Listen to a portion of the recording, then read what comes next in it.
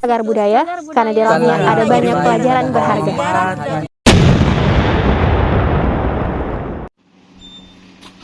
Assalamualaikum warahmatullahi wabarakatuh.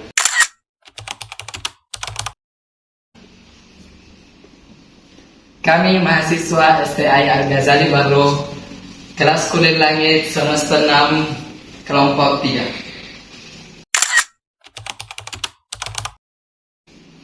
Kami akan menampilkan video kami dari mata kuliah Desain Pembelajaran yang diampu oleh Ibu Darmayanti SPD MPD. Dengan tema Desain Pembelajaran Outdoor dan Indoor. Menggunakan metode pendekatan discovery pada santri KD kelas 2 Pondok Modern Kuliah Langit. Pada mata pelajaran Sejarah Budaya Islam dengan judul Sejarah Masuknya Islam di Kabupaten Baru.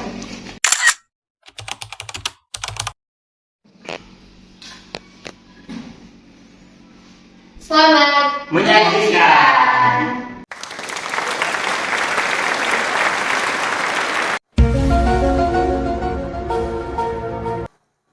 Baiklah, saya akan menjelaskan pengertian dari desain pembelajaran indoor dan juga outdoor, juga metode pendekatan discovery learning. Desain pembelajaran indoor merupakan kegiatan belajar mengajar yang dilakukan oleh peserta didik dan juga guru yang dilakukan di dalam ruangan. Sedangkan desain pembelajaran outdoor merupakan kegiatan belajar mengajar yang dilakukan di luar kelas. Metode pendekatan discovery learning merupakan metode pendekatan yang menerapkan inquiry based interaction, di mana siswa akan didorong untuk menemukan atau menyelidiki sendiri, membangun pengalaman dan juga pengetahuan masa lalu dengan menggunakan imajinasi, intuisi dan juga kreativitas, menemukan informasi untuk mendapatkan fakta dan juga kebenaran baru. Dalam hal ini, belajar tidak sama dengan menyerap apa yang dikatakan atau yang dibaca, tetapi siswa akan belajar untuk menemukan solusi dan jawaban secara aktif. Sekarang kita akan melaksanakan pembelajaran indoor.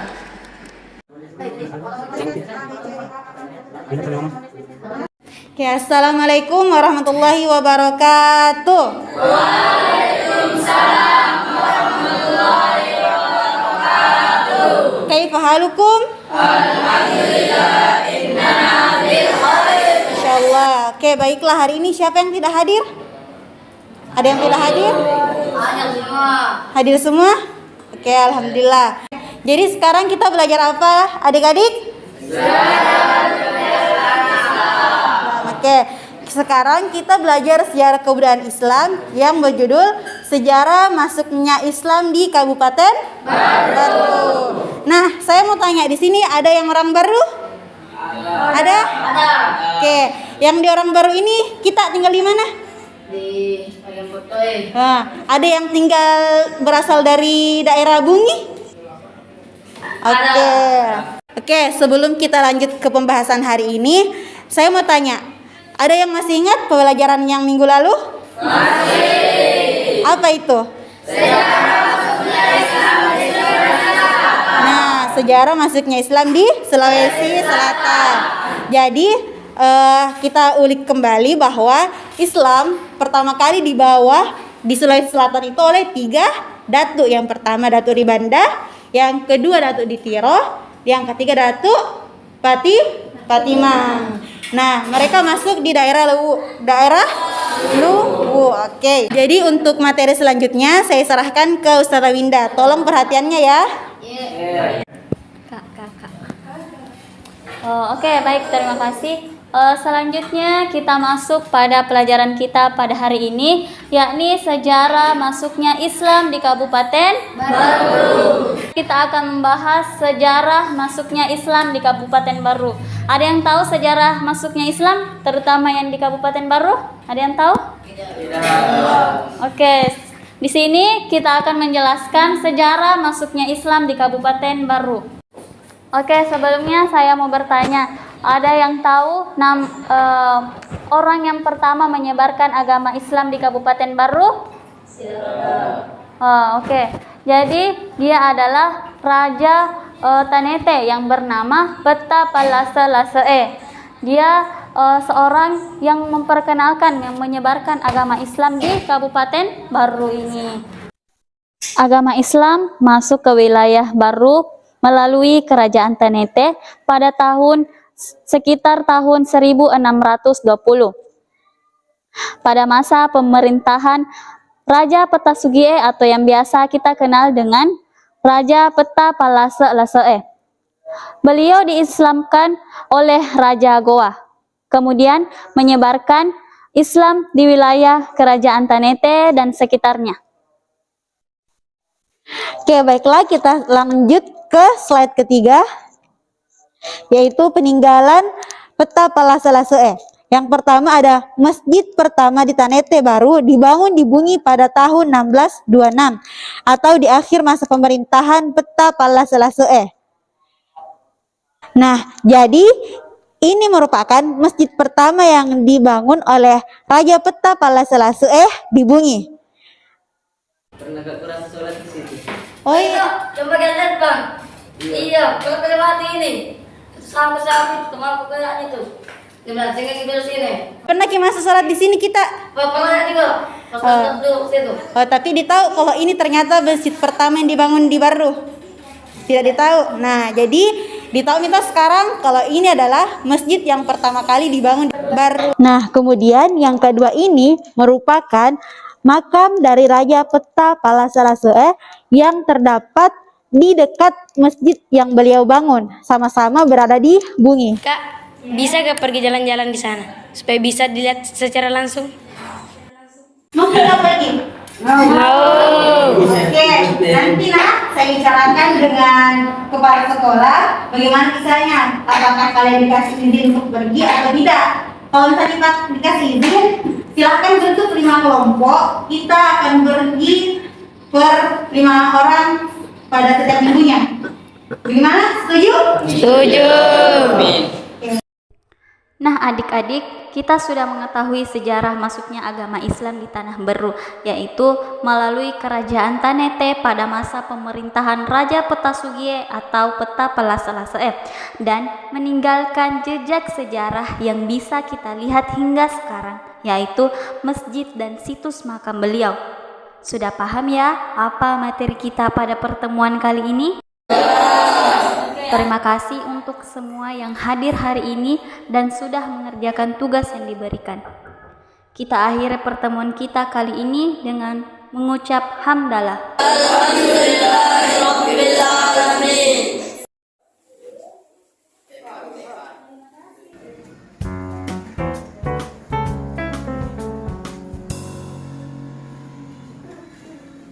Jadi nanti sambil ngomongnya saya ambil jelasin sendiri. Teman-teman, dari mana ini? Ini santri minta pergi dibawa ke daerah sana untuk pelajaran sejarahnya. Mungkin di outdoornya. Bisa nggak? Nanti keluar. Iya, kayak study Turki. Oke. Saya setuju sih. Ya, setuju? Bisa Ki? Bagaimana lokasinya? Oke.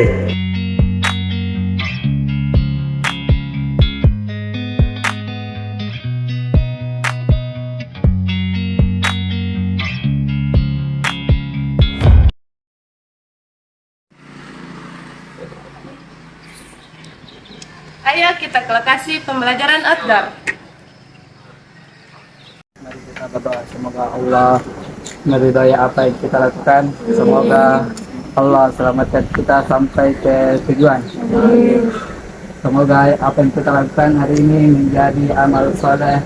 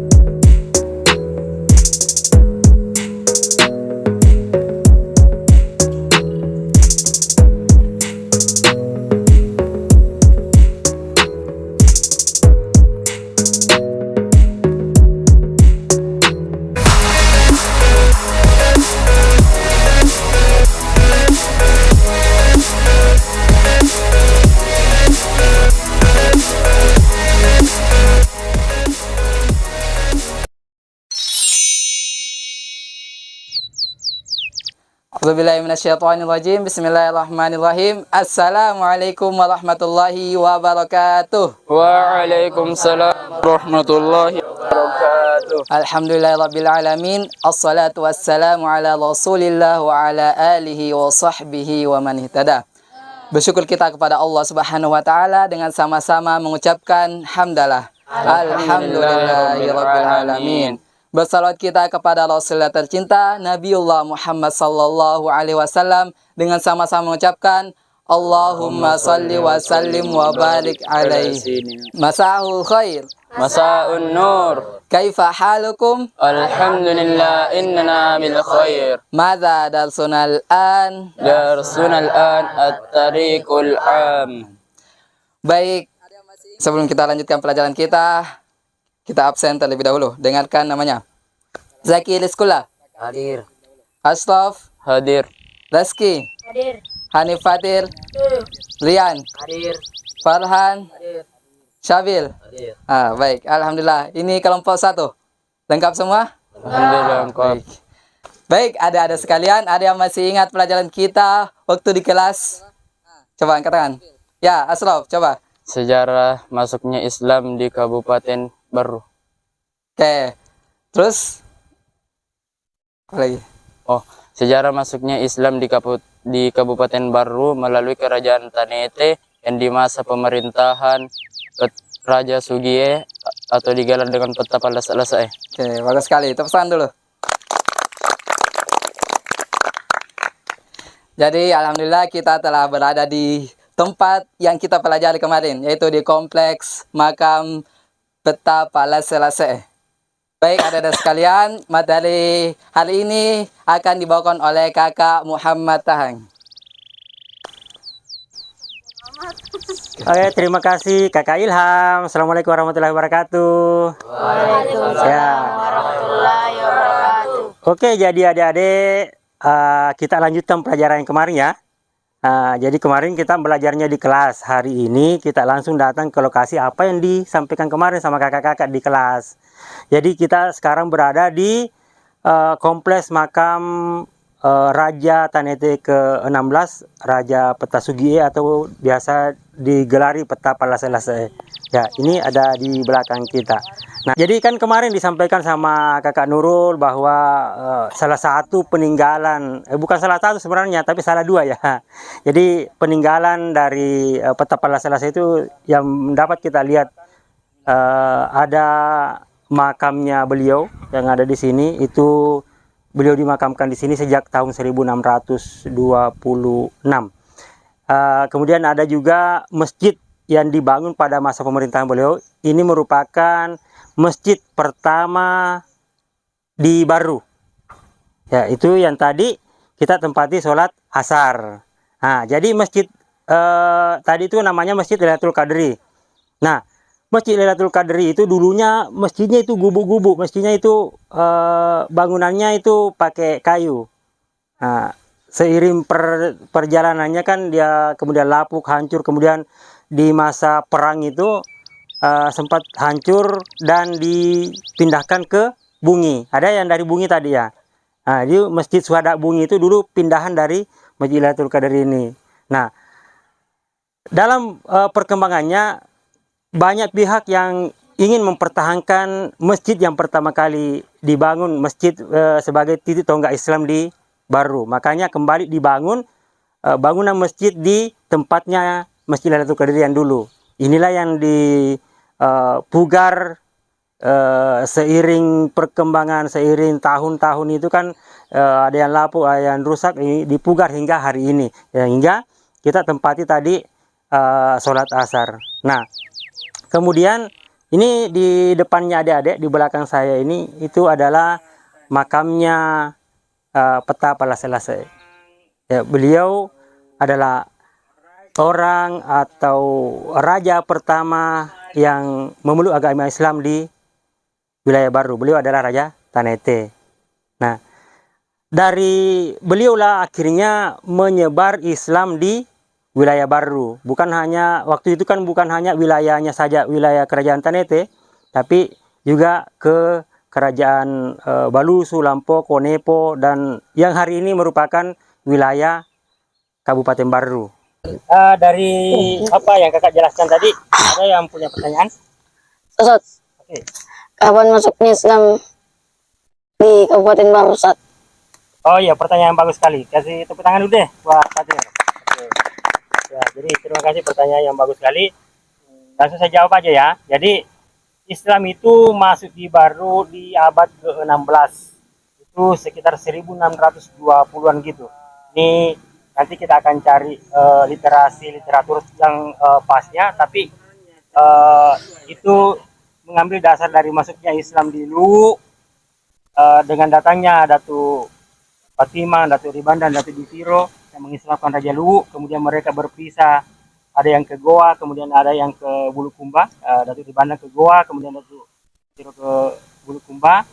Kemudian berkembanglah Islam di Goa bersama Datu Ribandang dan Raja Tanete Pertasugie Pertapala Selassie yang merupakan sahabat karib daripada Raja Goa, yang memang merupakan wilayah kekuasaan Goa juga, adalah akhirnya diislamkan sama Raja Goa. Itu di abad ke-16 itu. Ya, kurang lebih seperti itu ya. Oke. Ada pertanyaan lain?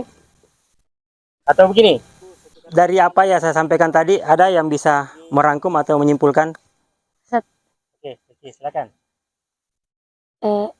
Pada Islam masuknya pada abad ke-16 dibawa oleh Pertasugie atau Pertapala Selassie dan meninggalkan wasiat masjid dengan nama Masjid Lailatul Qadar. Oke, terima kasih jawabannya. Tepuk tangan dulu buat Rizky.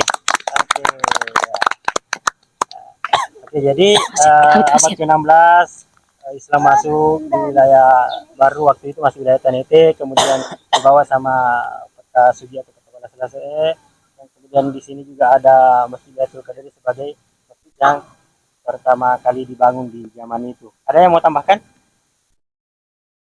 Cukup? Ada lagi? Oke.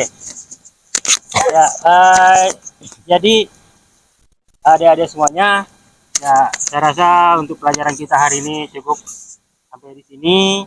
Kita akan lanjutkan lagi nanti bagaimana perkembangan Islam di Baru dan bagaimana peran raja-raja Tanete, raja-raja Baru dalam perkembangan agama Islam ini. Jadi kita tutup pembelajaran kita hari ini dengan sama-sama membaca hamdalah. Alhamdulillahirabbil alamin. Nanti pada saat pulang hati-hati di jalan, titip salam buat orang tua. Assalamualaikum warahmatullahi wabarakatuh. Waalaikumsalam warahmatullahi wabarakatuh. Jadi pula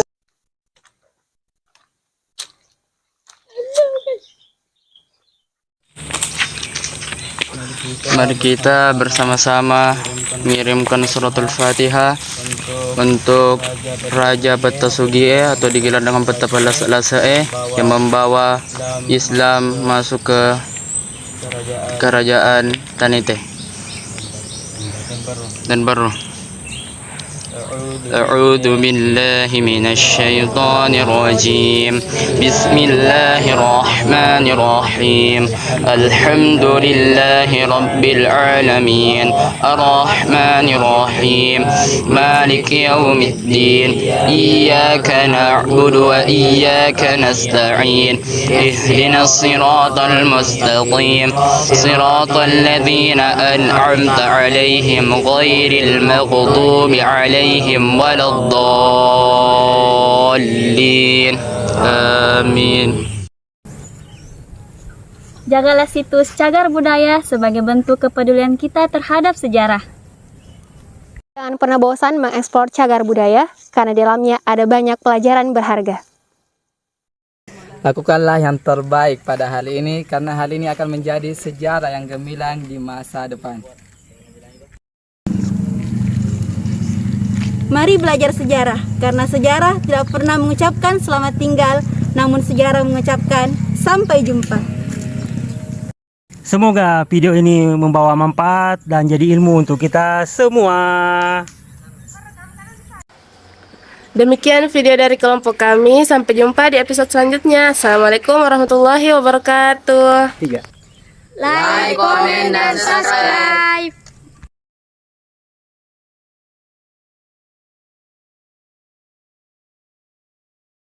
Juga metode pendekatan discovery learning. Metode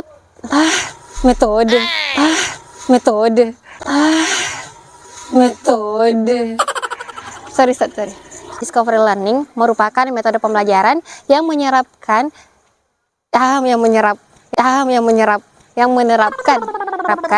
desain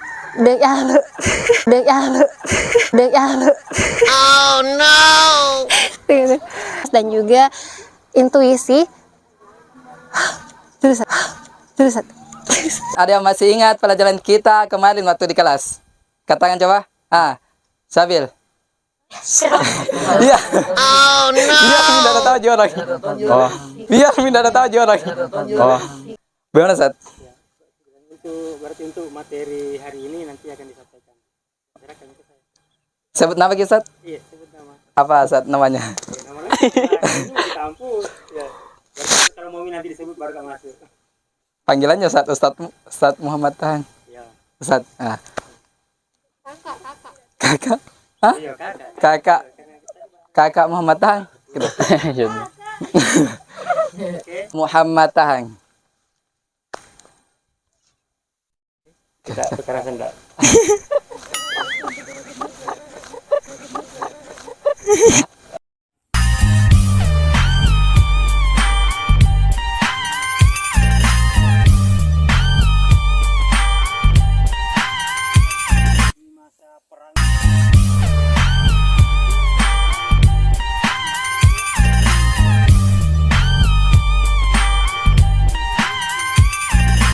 Mau kemana, Pak? Siap. Makan ya. Ya. Listrik.